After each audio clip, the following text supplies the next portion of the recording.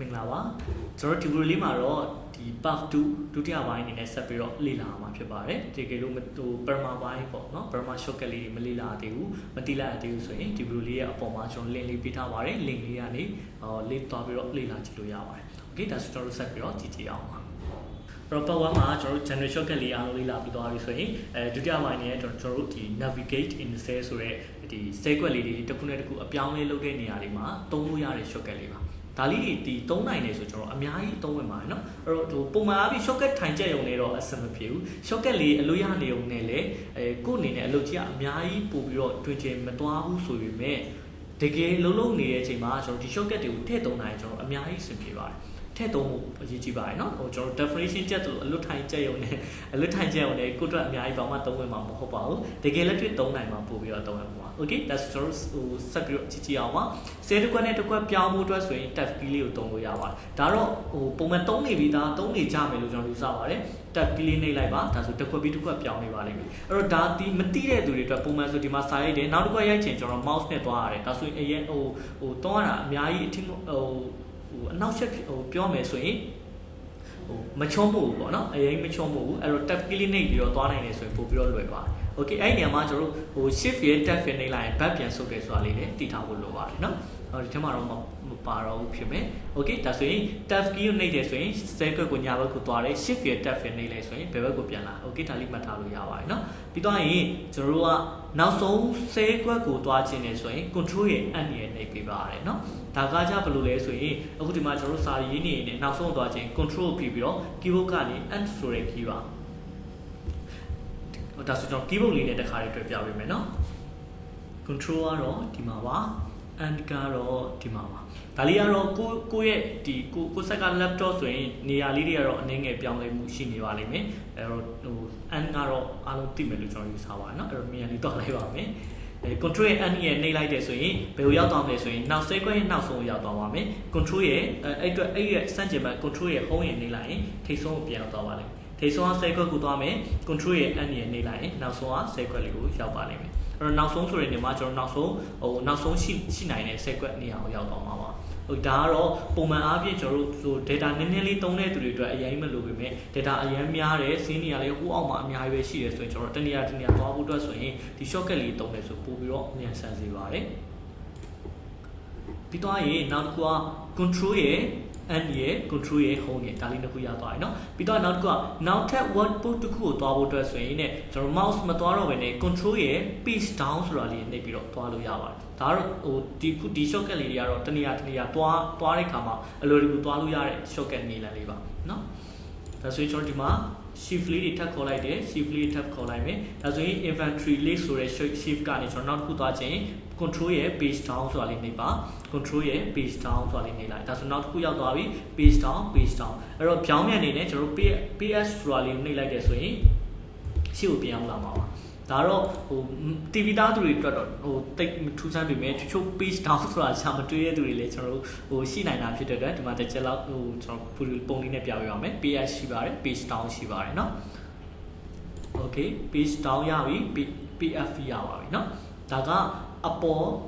shift တစ်ခုနဲ့တစ်ခုသွားတယ်ဒါလေးကဆဲကွက်ခြေဆုံးကိုသွားတယ်နောက်ဆုံးကိုသွားတယ်ဒါလေးကဆဲတစ်ကွက်ချင်းစီပဲညာပြောင်းတာပါเนาะပြီးတော့နောက်တစ်ခုကအပေါ်ဆုံးအောက်ဆုံးဆွဲသွားဖို့အတွက်ဆိုရင် control ရဲ့ arrow key ရဲ့သွားလို့ရပါတယ် control ရဲ့ကျွန်တော်ဘယ် arrow key ညာ arrow key ဘယ်ရှိတယ်ညာရှိတယ်အပေါ်ရှိတယ်အောက်ရှိတယ်ပေါ်ဆုံးသွားမယ်ဆိုရင် control ရဲ့အပေါ်အောက်ဆုံးသွားမယ်ဆိုရင် control ဟိုဒီ down arrow key ပေါ့เนาะဒါဆိုကျွန်တော်နှိပ်ကြည့်လိုက်မယ်ဒီကနေ control ရဲ့ပေါ် arrow key နှိပ်လိုက်အပေါ်ဆုံးရောက်သွားလိမ့်မယ်အောက် arrow key နှိပ်လိုက်အောက်ရောက်သွားလိမ့်မယ်ဒီမှာတခုပြောစရာလေးရှိတာအပေါ်အောက်ဆိုတဲ့နေရာမှာဟိုအပေါ်ဆုံးအောက်ဆုံးဆိုတာထက်ကျွန်တော်တို့ဒီ cell ရှိတဲ့အကွက်ရဲ့ဒီတစ်ဆက်တည်းဖြစ်နေတဲ့ cell ကွက်ရဲ့အပေါ်ဆုံးအောက်ဆုံးလို့မှတ်ထားလို့ရပါတယ်တစ်ဆက်ခုဆိုရင်ဒီမှာ control ရဲ့ page down ရဲ့အဲ့ဒီအောက်မှာကျွန်တော်နည်းနည်းလေးထပ်ရေးလိုက်အောင်မယ်ဒီနားလေးမှာကာစာချရတယ် control ရဲ့arrow အပေါ် arrow key လေးနဲ့နှိပ်လိုက်တယ်ဆိုရင်ဒီနားရောက်လာပြီနောက်တစ်ချက်နှိပ်လိုက်တယ်ဆိုရင်နောက်ထပ်စာရှိတဲ့နေရာရောက်သွားမယ်နောက်ချက်ထပ်နှိပ်လိုက်ရင်နောက်အပေါ်ဆုံးနေရာရောက်သွားပါလိမ့်မယ်เนาะဒါလေးကတော့ကိုလိုထည့်ပြီးတော့တုံးချလို့ရတယ်အဲ့တော့ပုံမှန်အားဖြင့်ဆိုကျွန်တော် mouse တွေနဲ့သွားပြီးတော့ဒီနားကိုသွားကာစာချရမယ် mouse တွေနဲ့သွားကြည့်ရမယ်ဒီလိုကြည့်ကြမလို့ပဲနဲ့ကာစာလေးချ control ရဲ့ down arrow key လေးနဲ့ဒီလိုဟို smart ချက်ချလေးတုံးလို့ရအောင်ပေါ့เนาะသွားပြီးတော့ကြည့်လို့ရအဲ့လိုပဲဘယ်ဆိုလဲအတူတူပဲညာဆိုလဲအတူတူပါပဲဘယ်ကိုသွားမယ်ညာကိုသွားမယ်ဒီလိုပုံစံမျိုးသွားလို့ရတယ် ဘယ်သွားမယ်ညာသွားမယ်အပေါ်သွားမယ်အောက်သွားမယ်ဒါစိတ်ကြရွေးချယ်လို့ရပါတယ် Okay ဒီဟာလေးအတွက်ပါနော်ပြီးတော့နောက်တစ်ခုကပရမာဆုံးစိတ်ခွက်ကနေနောက်ဆုံးထိဆက်လက်ပေးခြင်းနဲ့ဆို shift ပါအဲ့တော့ဆက်လက်ပေးတဲ့အခါမှာကျွန်တော် shift ကလေးတွဲယူလိုက်တယ်ဆိုရင်ဆက်လက်ပေးတယ်လို့လည်းအကြံပေးမှတ်ထားလို့ရတယ်ပုံမှန်အားဖြင့်ကျွန်တော်ဒီမှာဒီလိုပုံမှန် arrow key လေးနဲ့ပညာသွားတယ်ဒါကျွန်တော် arrow key လေးကိုနှိပ်ပြီးတော့ပညာလေးဒီလိုလေးသွားနေတယ်အဲ့ဒီအချိန်မှာကျွန်တော် shift key လေးဖိထားလိုက်တယ်ဆိုရင် shift ကိုဖိပြီးညာဘက်ကို arrow key နှိပ်လိုက်ညာဘက်ကိုဆက်လက်ပေးသွားမယ်အောက်ကိုနှိပ်လိုက်အောက်ကိုဆက်လက်ပေးသွားမယ်အပေါ်နှိပ်လိုက်အပေါ်ကိုဆက်လက်ပေးသွားတယ်အဲ့ကမှာ shift ရယ် control ရယ် and ရယ်နှိပ်လိုက်ရင်တော့ပရမာစိတ်ခွက်ကနေနောက်ဆုံးထိဆက်လက်ပေးမယ်ဆိုတော့ပြောတာတဘော control ရယ် and ရယ်နှိပ်တာဒီဘယ်ကိုသွားတာလဲဆိုရင်နောက်ဆုံးစိတ်ခွက်ကိုသွားတယ် shift ကဆက်လက်ပေးတာဖြစ်တဲ့အတွက်ကျွန်တော်တို့တခါတည်း selection မှာတခါတည်းဖြစ်သွားတယ်ဆိုတာကိုပြောတာပါအခုဒီနေ့လေးကစားချတယ် shift ရယ် control ရယ် and ဆိုတာလေးနှိပ်လိုက်မယ်ဒါဆိုနောက်ဆုံးစိတ်ခွက်တိတခါတည်းတက်ပြီးတော့ဆက်လက်ပေးသွားပါလိမ့်မယ်ဒီနေရာမှာကျွန်တော်တို့တခုရောနိုင်ရရှိတာ shift control နဲ့မြန်မာသားတွေပြောင်းသွားတာအင်္ဂလိပ်စာတွေပြောင်းသွားတာ control C တွေနှိပ်လို့မရတာ control V တွေသုံးလို့မရတာဒီလိုမျိုးလေးပြဿနာရှိလာနိုင်တတ်ပါတယ်အဲ့ခါမျိုးဆိုရင်ကျွန်တော် shift control လေးပြန်နှိပ်ပြီးတော့ပုံမှန်အင်္ဂလိပ်စာလေးဖြစ်အောင်ပြန်ပြောင်းထားဖို့လိုပါတယ်မဟုတ်ဘူးဆိုရင်တခြား shortcut တွေသုံးလို့ရမှာမဟုတ်ပါဘူးเนาะခုန shortcut သုံးလိုက်ပြီး shift control နှိပ်ပြီးသွားတယ်အဲ့ချိန်မှာကျွန်တော်တို့တခြား shortcut သုံးတဲ့အချိန်မှာ alter ဖိပြီးတော့နှိပ်တဲ့အခါသုံးတဲ့အခါမှာအလုံးမလုံးတော့တာမျိုးရှိပါတယ်ဥပမာခုနကလိုပေါ့အခုဆိုကျွန်တော် shift control နှိပ်လိုက်တယ်မြန်မာသားဖြစ်နေတယ်မြန်မာသားဖြစ်နေတဲ့အချိန်မှာကျွန်တော် alter ကိုဖိပြီးတော့ဒီပေါ်ဘာကနေသွားခြင်းနဲ့ A ကိုနှိပ်တယ် A ထွက်မှာမဟုတ်တော့ B ကိုနှိပ်ရင် B ထွက်မှာမဟုတ်တော့အဲ့လိုခါမျိုးကျတော့ shift control လေးနှိပ်ပြီးတော့ပုံမှန်တိုင်းဖြစ်အောင်ပြန်ပြောင်းထားဖို့လိုပါတယ်เนาะဒါလေးကတော့လွယ်တယ် screen အပေါ်ပြောင်းတာ page page down ပါဒါဆိုရင်အခုဒီမှာကြည့်နေတယ်အောက်ကိုဆင်းနေတယ်ဆိုရင်ကျွန်တော်တို့ page down လေးနှိပ်ပြီးတော့ဆင်းကြည့်လို့ရတယ်သူကတမျက်နှာစာပဲเนาะတမျက်နှာစာပဲအောက်ကိုဆင်းနေcontrol pf ကိုနှိပ်လေတမျက်နှာစာပဲတက်သွားတယ်ပြီးတော့ရင် control တွဲလိုက်တယ်ဆိုမှအပေါ်ဆုံးအောက်ဆုံးဆိုတာလေးရောက်သွားမှာပါသွားတယ်เนาะဒီဘက်မှာ control page down page f okay နောက်တစ်ခုကညာဘက်ကို screen တစ်ခုစာရွှေ့ဒါလေးကလေကျွန်တော်တို့သုံးလို့ရတယ်နော် order ရဲ့ page down ရဲ့နှိပ်လိုက်ရင်တဲ့ညာဘက်ကို screen တစ်ခုစာရွှေ့သွားတယ်ဒါကကျတော့ဥပမာကျွန်တော်ဒီဟာလေးကိုပွားလိုက်တယ်နော်ဆရာတွေပြောမှအများကြီးရှိသွားပြီအဲ့ခါမှာကျွန်တော်ဟိုဘက်ကိုသွားကြည့်ချင်တယ်ဆိုရင်ဒီလိုတွေ mouse တွေနဲ့ဆွဲရတယ်ဒီ scroll wheel ကနေဒီလိုကြီးသွားဆွဲရတယ်အဲ့လိုမဟုတ်ဘူးဆိုရင်ကျွန်တော် order ကိုဖိပြီးတော့ page down အဲဆိုညာဘက်ကို screen တစ်ခုစာရွှေ့သွား page down နောက်တဲ့ screen တစ်ခုစာ page down ဒီလိုပုံစံမျိုးအဲ့လိုပဲပြောင်းပြန်ဆိုရင် page up ပေါ့နော်ဒီလို screen တစ်ခုစာ order ကိုပြီးပြီးတော့ရွှေ့လို့ရတယ်ဒါက data နေတဲ့ချိန်မှာတိတ်မတိပါသိတာပဲမယ် data တွေအများကြီးကြည့်ဖို့အတွက်သုံးတဲ့အခါမှာဒါအများကြီးသုံးဝင်ပါတယ်ဒီ shortcut လေးကနော်ဒါလေးတွေကိုထည့်ပြီးတော့သုံးနိုင်အောင်ကြိုးစားပါတိထားအောင်လည်းဘာမှသုံးလို့မရပါဘူးတကယ်လက်တွေ့ထည့်ပြီးတော့သုံးနိုင်မှာအခုအတွက်အများကြီးသုံးဝင်တာပါ okay နောက်ဆုံးတစ်ခုကပါလဲဆိုရင်ရှေ့ဆဲတုန်းကစာသွားခြင်းနဲ့ဆိုရင် shift ရဲ့ tab ဖြစ်ပါ okay ဒါလေးကခုနအပေါ်မှာတော့ပြောခဲ့ပါပြီပုံမှန် tab လေးဆိုရင်ညာဘက်ကိုရောက်သွားတယ် shift ရဲ့ tab နဲ့လိုက်ရင်ဘယ်ဘက်ကိုပြန်သွားတာပါ okay ဒါဆိုရင်ဒီဟာလေးတွေက navigate in cell ပေါ့နော် cell ခွက်လေးတွေဟို mouse pointer လေးကိုဘယ်ကိုပို့ပြလိုက်မယ်အပေါ်ကြည့်မယ်အောက်ကိုကြည့်မယ်ဘယ်ကိုသွားမယ်ညာကိုသွားမယ်ဒီလိုပုံစံမျိုးသုံးလို့ရတဲ့shortcut လေးတွေပါဒါလေးလည်းလက်တွေ့ကိုသုံးတဲ့နေရာမှာထည့်ပြီးသုံးနိုင်အောင်ကြိုးစားကြည့်ပါဒီ shortcut ထဲမှာတော့မပါဘဲနဲ့အားလုံးအတွက်လိုအပ်တဲ့ shortcut လေးတစ်ခုကျွန်တော်ထပ်ပြီးတော့ဝင်မြပေးချင်ပါတယ်အဲ့ဒါလေးကဘာလဲဆိုရင်ကျွန်တော်တို့ကိုသွားချင်တဲ့ shift ကိုတစ်ခါလေးတန်းသွားတာပါခုနကတော့ကျွန်တော်တို့ပုံမှန် shift တစ်ခုချင်းစီသွားတာ control page shift တစ်ခုချင်းစီသွားတာကpage up page control pf page down sorry control page down control pf ဒီနေရာလေးမှာလွယ်နေရနော် control page down control pf ဒီမှာရေးရတယ်လို့သွားတယ်နောက် one phone တစ်ခုမဟုတ်နောက်ထပ် shift တစ်ခုเนาะဒီနေရာလေးမှာပြင်မှတ်ထားလို့ရတယ်နောက်ထပ် shift တစ်ခုကိုသွားမယ်ဆိုရင်control page down control pf ဒီလိုပုံစံမျိုးသွားလို့ရတယ်အဲ့တော့ तू ကတစ်ခုချင်းစီသွားတာဖြစ်တယ်ဒီနေ့တော့ဒီလိုပုံစံမျိုးသွားတာဖြစ်တယ်အဲ့တော့ကျွန်တော်တို့ထပ်မေးစရာရှိတာထပ်ပြီးတော့ကျွန်တော်တို့ကြုံတွေ့လာစရာရှိတာ shift တွေကအရင်အများကြီးပဲ shift 100လောက်ရှိတယ်200လောက်ရှိတယ်အဲ့လိုခါမျိုးဆိုရင်ကျွန်တော်က shift number 1ကနေ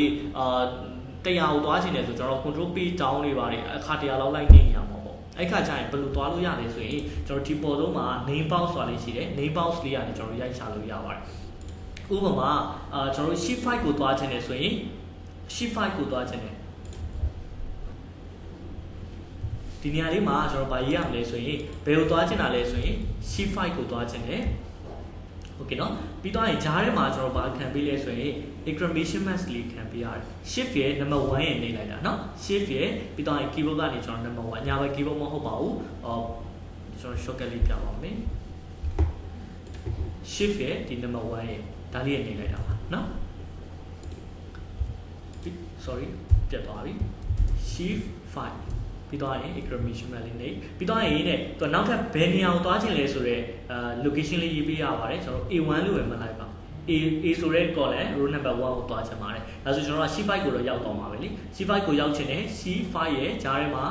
exclamation mark လေးခံပေးပြီးတော့ A ရဲ့1နေလာပြီးတော့ enter ခေါက်လိုက်ဒါဆိုရင်ကျွန်တော်ဘယ်ကိုရောက်တော့မလဲဆိုရင် C5 ဆိုတဲ့နေရာရောက်တော့ဒါဆိုရင်ကိုယ့်ရဲ့ shift နာမည်လေးအလိုက်ကိုသွားချင်တဲ့နေရာကိုတစ်ခါတည်းတန်းသွားလို့ရပါတယ်ဥပမာကိုယ့်ရဲ့ inventory list ဆိုတဲ့နေရာကိုသွားမယ်ဒါမှမဟုတ် sales ဆိုတဲ့ shift ကိုသွားမယ်ဒါမှမဟုတ်မောင်ရဲ့သွားမယ်မောင်ရဲ့ shift ကိုသွားမယ်ကိုရဲ့ shift ကိုသွားမယ်ဒီလိုပုံစံမျိုးကျွန်တော်အလွယ်တကူနှိပ်ပြီးတော့သွားလို့ရပါတယ်ဒီနေရာမှာတစ်ခုထပ်ပြောစရာရှိတာကကျွန်တော်တို့စက်ကလုံးခွဲရေးထားတယ်ဆိုရင် single code လေးခံပေးရပါတယ်ဘယ်လိုလဲဆိုရင်ကျွန်တော်တို့က inventory list ဆိုတဲ့နေရာကိုသွားခြင်းတယ်ဆိုရင် inventory list ဒီဂျားထဲမှာ space ချထားပါတယ်အဲ့လို space ချထားတဲ့အခါမျိုးဆိုရင်ကျွန်တော်ရေးတဲ့အခါမှာရှိမှာ single code လေးခံပေးရတယ် INVNDORY ပြီးတော့ space ချ LIST လေးပြီးတော့ရင် single code လေးပြန်ပိတ်ပြီးတော့မှအဲ့နှစ်ခုတည်းစကလုံးတစ်လုံးလေးဆိုတဲ့သဘောပါเนาะပြီးတော့မှကျွန်တော် A1 ဆိုတာလေးနေလိုက်ပြီးတော့ရင်ကျွန်တော်အနာခောက်ချလိုက်တာ ਨੇ ဘယ်ရောက်သွားမလဲဆိုရင်မာနေတယ်ဒီကိုရောက်တော့မှာပါကျွန်တော်ပြန်ရေးကြည့်ပါမယ်เนาะခုနစလုံးပေါင်းမှာတော့ဖြစ်မယ် single code လေးခံလိုက်မယ်နော် single code ဆိုတာက double code တစ်ခုပေါ့နော်ရှင်းမပါပဲ INVE DORY LIST ပြီးတော့ရင် single code လေးပိတ်ပြီးတော့ရင် exclamation mark လေးထည့်ပြီးတော့ရင် A ရဲ့ 1 နေလိုက်ဒါဆိုရင်ကျွန်တော်ပြန်အနာခါလိုက်မယ်ဒါဆိုဒီရောက်သွားပြီနော်ဒီခုန inventory လေးဆိုရဲထိတ်ဆုံးနေရာမှာပြန်ရောက်သွားပြီဒါကတော့ကျွန်တော် bonus နေနဲ့ပေါ့နော်အပူပါဒီ PDF ထဲမှာတော့မပါပါဘူးနော်โอเคဒါလေးကထည့်ပြီးတော့တုံးလို့ရပါပြီအဲဆိုရင်ဒီ navigate ဆိုတဲ့ navigate shortcut ပေါ့နော်ကျွန်တော်တနေရာနဲ့သွားတဲ့အခါမှာအလုပ်သုံးလို့ရတဲ့ shortcut လေးတွေကတော့ဒီဟာလေးသုံးနိုင်တယ်ဆိုတော်တော်လေးတခြားလေးရှိသေးတယ်နော်ဒါလေးသုံးနိုင်တယ်ဆိုတော်တော်ကြီးကျွန်တော်တို့လုပ်ငန်းမှာအများကြီးတင်ကြွသွားပါလိမ့်မယ်အဲ့တော့ကျွန်တော်အနေနဲ့အကြံပေးချင်တာလက်တွေ့ထည့်ပြီးတော့သုံးနိုင်အောင်ကြိုးစားပါတိထားရုံနဲ့မဟုတ်ပါဘူးတိထားအောင်နဲ့မရပါဘူးเนาะတိထားအောင်နဲ့မရဘဲနဲ့လက်တွေ့သုံးနိုင်အောင်ထည့်ပြီးတော့ကြိုးစားပြီးတော့သုံးကြည့်ပါအများကြီးသုံးဝင်နေဆိုတာလေးတွေ့လာပါလိမ့်မယ်เนาะโอเคအဲ့တော့ဒီဗီဒီယိုလေးကအားလုံးအတွက်အကျိုးရှိလောက်မယ်လို့တော့ကျွန်တော်ယူဆပါတယ်အားလုံးအတွက်